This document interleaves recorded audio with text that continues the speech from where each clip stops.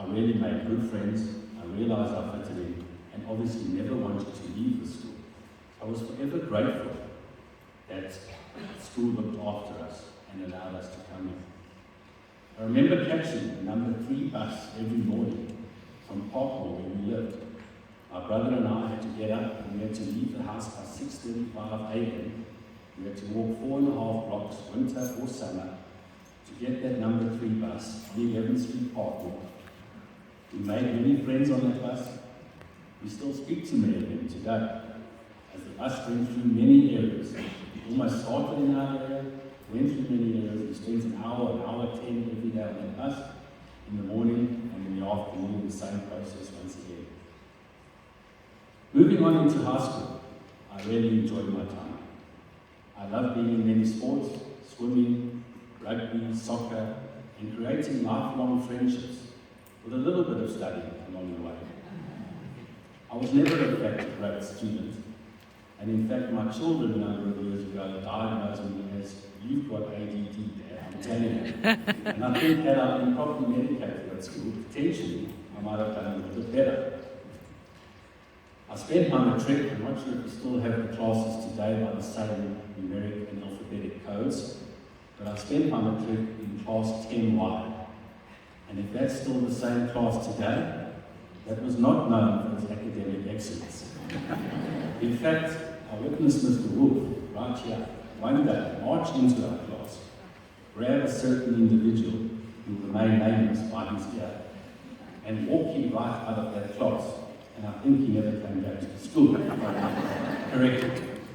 That student forgot a very valuable lesson, is that the intercom in the classroom worked on a 2-way system.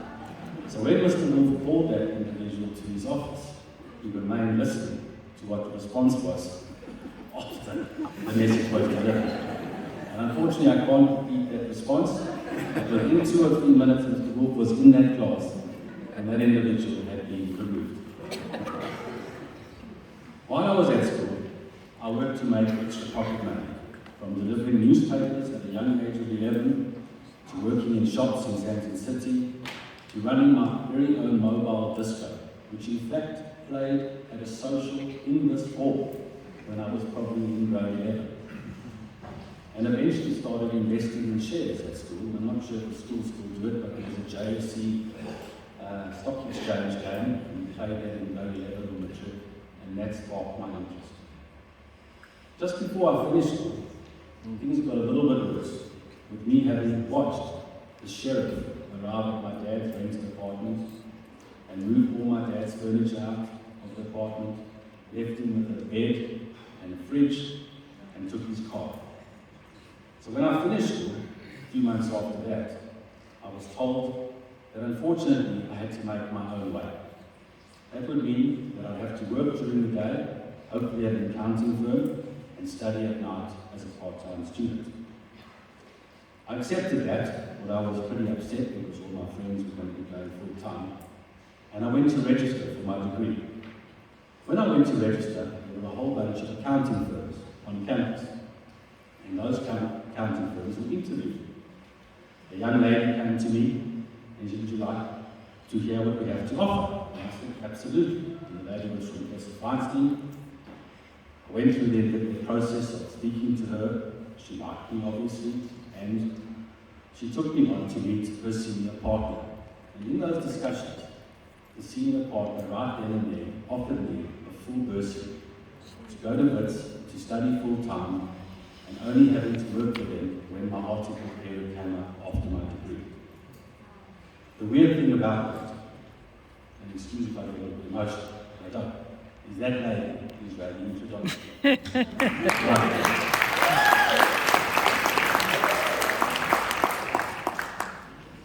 So you never know who you meet in this world. A classic case of the pupil far exceeding the teacher.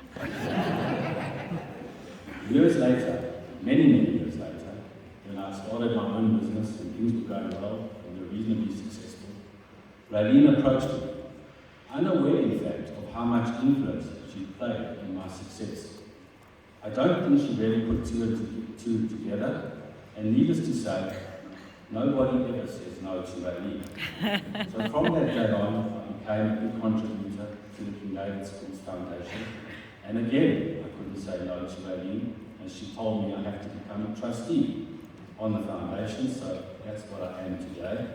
And thirdly, we at 361 today actually manage a substantial portion of the King David Schools Foundation funds, which hopefully will sustain the King David Schools into the future. And never, let me tell you, has the foundation been stronger, and the ability for it, with your late brother being at the helm, to go forward and make King David strong for a seriously long period of time. From there, how I got here today, I had a school friend, Janine Levy. Janine Levy worked alongside Valine, and Janine suggested that I come and speak here tonight. So thank you, Janine. So one big full circle of how I arrived back 36 years later to speak to you tonight. So really, that's my story. And now, just some thoughts I thought about last night that maybe could help some of you. Listen, don't listen, but I think in 36 years I've realized some things, and these may help you looking forward. Number one, there's 7 things. Number one, friendships.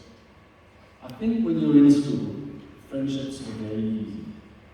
All of you see each other every single day, and it doesn't create much effort. There's no effort on your behalf to be friendly. When you leave school, and many of you next year will be at different universities, studying different courses, traveling the world, taking gap years, potentially even living overseas, friendships require effort from your on. And friends are very important in your lives from here on out. So make the effort. It's very difficult when you're younger. I think when you're younger, you're very much internally focused. And as you get older and have family and have children, you become outwardly focused. I'm urging you here tonight to become outwardly focused as quickly as possible. So I think that will help you keep your friends close, support your friends, ensure that all of you remain on the very same road and path. Number 2, reading and listening. When we grew up, we could only read books. You have everything at your fingertips, from podcasts to Google to Twitter. Obviously, there's good social media, there's bad social media. But today, whatever you choose your field to be, and whatever you find your true love, you can research for not 1 cent every professional in the world, and you can learn to follow and learn every significant fact about it. Today, the future of information is not at school or universities. It is available online in any type of platform. I probably on average read 5 to 6 hours a day and listen to podcasts regularly, and I could probably do 20 to 30 hours if I had the time. There's enough information out there, and that information can change your life forever. Number 3, which is one of my favorites, and obviously I come from that background, saving, investing, and the power of compounding. Money is not everything, but it's great to have a reasonable amount that you don't have to worry about. And if you're smart enough, all of you, and if you haven't started saving already, you'll start saving now. Warren Buffett is not one of the wealthiest men today because his returns or his investments were so brilliant. They were actually pretty mediocre. But what made him so wealthy is that he started investing at the age of 12, and he is now 92. And 80 years of compounding at 12 to 13% on average per annum. And those of you who use financial calculators can do the sums yourself, will give you an extraordinarily big number. So I urge you to start now. When I was at school and when I was at university, I had other things that we tried, from flea markets to t-shirt businesses to water distribution and various other businesses that I was involved in. Whatever profit we made, or whatever pocket money I earned, I always kept 20% aside. And even as an article clerk, if I was paid, I think it was 2,500 rand starting salary, I assumed it was 2,000. So I could only use the 2,000. So I would urge you all, start that saving. If you need any help with investing, it's also important to know where to invest. So 361, by the way, is not bad. Point number 4. There's no rush to find your career. It's very difficult for all of you sitting around here tonight to know, wow, I'm going to be a doctor, wow, I'm going to be a scientist, a politician, whatever it may be. It's very difficult to truly know what you want to do. So give yourself time. There's nothing wrong. Sorry, parents, if this means you're going to be at home longer. But give yourself time. Try different things, and you will eventually find what you're good at. And that brings me to point 5. Do what you love to do. You will not succeed or survive in a career for a long period of time unless you're really excited about it all the time. I've been doing what I do for 27 years. People say you can't last in the markets for 27 years, it's impossible, it's too crazy. But every day during the week, I'm aware when 9 o'clock comes, the market opens. I'm excited before it, and I actually get a little bit sad sometimes when it closes at 9. Luckily today the world's gone global, and the US market stays open until 10:30 or 11 at night, so I can carry on playing in the markets around the world. You need to love what you do, and I think that's the only way you really become successful in what you do. Number 6, parents will love this, you guys may not. Time out. Time out specifically from devices, phones, iPads, computers. It's destroying the social fabric that exists among families, among friends. I walk into rooms and I see all of you sitting on couches, not talking, but only looking at your phones. Force yourself around meal times, around friends, to put your phones away. Make yourself go on a camping trip where in fact there's no cell phone signal for a few days. You've just been in Botswana for a week, mostly. It's fantastic. Nobody can get hold of you, and the truth is nobody really misses you. So do that,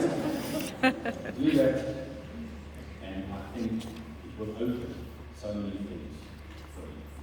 And the last thing, number 7, is to give back. The best feeling in life as you get older is to help others. Don't forget about your roots. Give, whether it be in financial terms, whether it be support, whether it be just lending them ear. Don't forget to give, because as you get older, that's all you can do, and that's what fulfills you the most in life, is giving back to your community and those in need. So matriculants, your final exams are around the corner. Give it one last big push. I know you're tired of seeing the same stuff over and over again, but it's worth it. It opens up more options for you the better you do. I'm wishing you all the best in your future lives. Remember King David, and remember your teachers, their sacrifice to get you here. Your appreciation for their efforts you'll see will grow as you mature. Be thankful and go with Hashem's blessings into the world. Thank you.